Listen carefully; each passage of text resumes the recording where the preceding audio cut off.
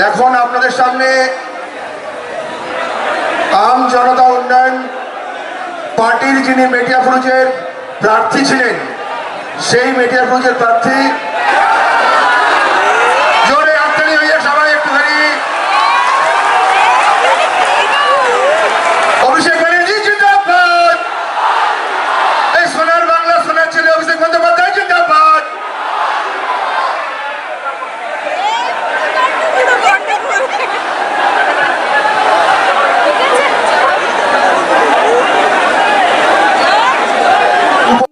তারিখ আমার আপনার সবার প্রার্থী খালেকদার তো কোনো পরিচয়ের দরকার নেই, মানুষের সর্বক্ষণের কর্মী, মানুষের পাশে দাঁড়াতে গিয়ে 24 ঘন্টা বিপদে আপদে নিজের জীবন বিপন্ন করে এমনকি পরিবারের একাধিক প্রিয়জনকে হারিয়েছে। মেটিয়াব্রুজ বিধানসভা তৃণমূল কংগ্রেস প্রার্থী আব্দুল খালেক মোল্লার সমর্থনে অভিষেক বন্দ্যোপাধ্যায়ের জনসভায় জনসমুদ্রের উত্তাল গর্জনের মাঝেই জননেতা জাহাঙ্গীর খানের তত্ত্বাবধানে হুমায়ুন কবিরের আরেক প্রার্থীর তৃণমূলে যোগদান। 2026 সালে 23 এপ্রিল 157 নম্বর মেটিয়াব্রুজ বিধানসভা কেন্দ্রের আম জনতা উন্নয়ন পার্টির অর্থাৎ এজেইউপির প্রার্থী হাওড়ার বাসিন্দা আজিজ আহমেদ আনসারি তৃণমূল কংগ্রেসের সাধারণ সম্পাদক অভিষেক বন্দ্যোপাধ্যায়ের হাত ধরে তৃণমূলে যোগদান করলেন। মেটিয়াব্রুজের কারবালা পিঙ্ক স্কোয়ারে নির্বাচনী জনসভায় অভিষেক বন্দ্যোপাধ্যায়ের উপস্থিতিতে তিনি তৃণমূল কংগ্রেসের পতাকা হাতে তুলে নেন। আজিজ আহমেদ আনসারি হুমায়ুন কবিরের তৈরি জনতা উন্নয়ন পার্টির প্রার্থী হিসেবে প্রতিদ্বন্দ্বিতা করছিলেন।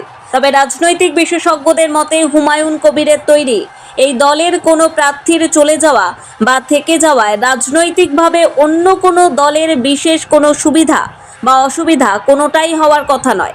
তাই আমজনতা উন্নয়ন পার্টির ক্ষেত্রে এটি কোনো বড় ধাক্কাও যেমন নয়, আবার অন্য কোনো দলেরও যে বিরাট সাফল্য তাও কিন্তু নয়। কিন্তু কি এমন হলো হঠাৎ করে আজিজ মহাশয় হুমায়ুন কবিরের হাত ছেড়ে তৃণমূল কংগ্রেস দলে যোগদান করলেন? আসুন শুনে নিন তিনি নিজে এই প্রসঙ্গে কি বলেছিলেন। आप सोचिए इस बात को कि जो मुसलमानों का सौदा कर रहा है वोट का, जो मस्जिद को सामने रख के सियासत कर रहा है, वैसा गंदा नीच घटिया आदमी के साथ रहकर पार्टी करने से अच्छा है कि आप अपने घर पे बैठे घर पे बैठे रहे। बहुत अच्छा। हम एक ईमान वाला मुसलमान है। सही बात। मुसलमान सब चीज का सौदा कर सकता है, अपने ईमान पे कभी सौदा नहीं। बात बहुत अच्छा। हुमायूं कबीर साहब ने साबित कर दिया तो वो बीजेपी का दलाल है। आज हम थोड़ा लेट हो गए, वरना 23 तारीख को जो लोग वोट देने जा रहे थे उनसे हाथ जोड़कर एकदम गुजारिश करते हैं कि आप अगर सच्चा पक्का मुसलमान है, इस इंसान को बरखा में ना आए और एक भी वोट ना दे, क्योंकि इसको वोट देने का मतलब कोई सियासी बीजेपी को जा रहा है। आप एकदम गुजारिश है 29 तारीख को तो आप वोट देने जाए तो खूब इस बात को नजर में रखे, आपके नस्लों का सवाल है। आपने तो झेल लिया, अगर ऐसे लोगों के चक्कर में आप आएंगे, ये असदुद्दीन अवैसी हुआ, असदुद्दीन अवैसी बड़ा भाई और ये छोटा भाई, दोनों बीजेपी के दलाल, आप इनको एक भी वोट ना दे। इस बार जो है आप खूब सोच समझ के अपनी नस्लों के बारे में सोचते, सारा कच्चा चिट्टा खुलेगा उनका भी इंसान चला। हम ये अदबन गुजारिश करना चाहते हैं इन लोगों को एक भी वोट ना दे। वोट देने का मकसद है आप जो है अपने साथ ज्यादती कर रहे हैं। आज जो यूपी के अंदर मामला हो रहा है, कल आने वाला कल अगर बीजेपी आएगा तो ये साथ आपके साथ ये मामला। তবে তৃণমূল কংগ্রেস সামাজিক যোগাযোগ মাধ্যমে এই যোগদানের ভিডিও শেয়ার করে একে বিভেদকামী রাজনীতির পরিবর্তে উন্নয়নের রাজনীতিকে বেছে নেওয়ার সিদ্ধান্ত বলে স্বাগত জানিয়েছে। এই যোগদান মেটিয়াব্রুজ বিধানসভা কেন্দ্রের লড়াইয়ে তৃণমূল কংগ্রেসকে আরও কিছুটা শক্ত অবস্থান এনে দিল বলে মনে করছেন দলীয় নেতৃত্বের একাংশ। আসুন শুনে নেব মেটিয়াব্রুজ বিধানসভার তৃণমূল কংগ্রেস প্রার্থী আব্দুল খালেক মোল্লা অভিষেক বন্দ্যোপাধ্যায়ের জনসভা এবং আমজনতা উন্নয়ন পার্টির যোগদান বিষয়ে ঠিক কি বলেছিলেন। মেটিয়াব্রুজের ভোটারদের বা অধিবাসীদের এই কথাই বললেন যে আপনারা তৃণমূল কংগ্রেসকে, মমতা ব্যানার্জির উন্নয়ন, আমার উন্নয়ন দেখে আপনারা খালেক মোল্লাকে 1 নম্বর ভোটার টিপে জোড়াফুলে ভোট দিন। আমি কথা দিয়ে যাচ্ছি, এখানে যে সমস্ত উন্নয়নের কাজ আমাদের বাকি আছে সেই কাজগুলো আমরা এমএলএ সাহেবের সঙ্গে কথা বলে সেই কাজগুলো আমরা সম্পূর্ণ করব এবং বিজেপিকে এখান থেকে অপসারিত করতে আজকে তৃণমূল কংগ্রেস ছাড়া অন্য কোনো গতি নেই। এবং যে সমস্ত অন্য প্রার্থীরা সিপিএম বা কংগ্রেস দাঁড়িয়েছে তাদের কোনো অস্তিত্ব নেই। 4 তারিখের পরে তাদেরকে দেখা যাবে না। তাই সবাইকে উনি অনুরোধ করেছেন আপনারা মমতা ব্যানার্জির প্রার্থীকে 1 নম্বর বোতাম টিপে জোড়া খুলে ভোট দিন। দেখা গেল আপনার মঞ্চে জেইউপির যিনি প্রার্থী দাঁড়িয়েছিলেন তিনি তৃণমূলে জয়েন করলেন, উনি কোনোভাবে ফ্যাক্টর ছিল আপনার কাছে? না না, উনি কোনো তেমন ভোট কাটতে পারতো না, কিন্তু তবুও উনি নিজে থেকে যখন এখানে আমাদের মমতা ব্যানার্জির কাজে অনুপ্রাণিত হয়ে আজকে তিনি আমাদের দলে যোগদান করেছেন, এটা তাকে আমি ধন্যবাদ জানাই। এবং উনি আসাতে আমাদের কিছু ভোট বৃদ্ধি হবে। তো আমরা আমাদের এমপি অভিষেক ব্যানার্জির সুরের সুর মিলিয়ে একই কথা বলছি যে আমি 1 লক্ষ ভোটে জিতবো। 10 বছরে আমি অনেক কাজ করেছি। আমি 2016 নির্বাচিত হওয়ার পর আমি রবীন্দ্রনগরে মিনি ফায়ার সার্ভিস স্টেশন তৈরি করে দিয়েছি। আজকের আমার জালালি বাবা পীর সাহেবের যে মাজার আছে, সেই মাজারে আমি 1.5 কোটি টাকা খরচ করে সেখানে সেতু তৈরি করে দিয়েছি। আমাদের 140 নম্বর ওয়ার্ডে দারুণ জলের কষ্ট ছিল, সেখানে 40 কোটি টাকা খরচ করে 140 নম্বর ওয়ার্ডে 4 নম্বর বাঁধে আমরা বুস্টার পাম্পিং স্টেশন তৈরি করে দিয়েছি।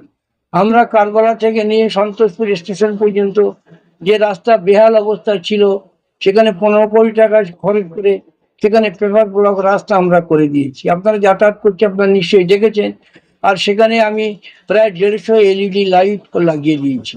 এছাড়া আমাদের মেটিয়াপুর সুপার স্পেশালিটি যে হসপিটাল আছে, সেই হসপিটালের আপগ্রেডেশন করার জন্য আমি আপ্রাণ চেষ্টা করেছি।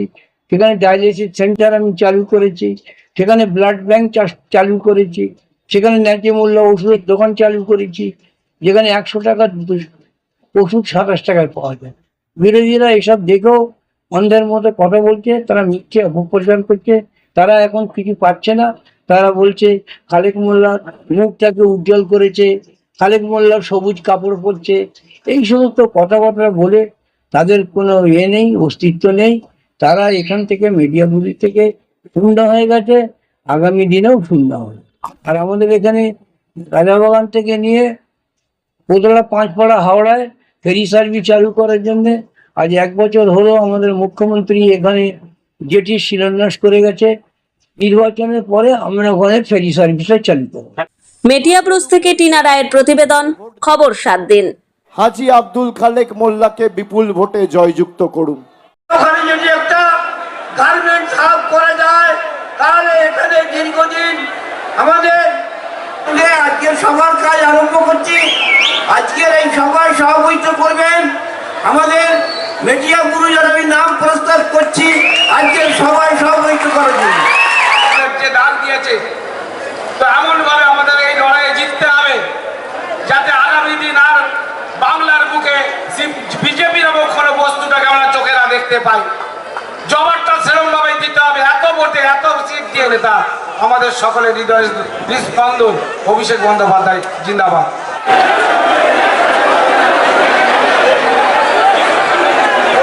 जरा दिल थाम के बैठिए। এখন আপনাদের সামনে বক্তব্য রাখবেন, যার বক্তব্য শোনার জন্য আমরা সকলে মেটিয়াপুরের জনসাধারণ। এমনই তাজা ও গুরুত্বপূর্ণ খবর পেতে খবর 7 দিন চ্যানেলটি সাবস্ক্রাইব করুন এবং নোটিফিকেশন পেতে বেল আইকনটি টিপুন।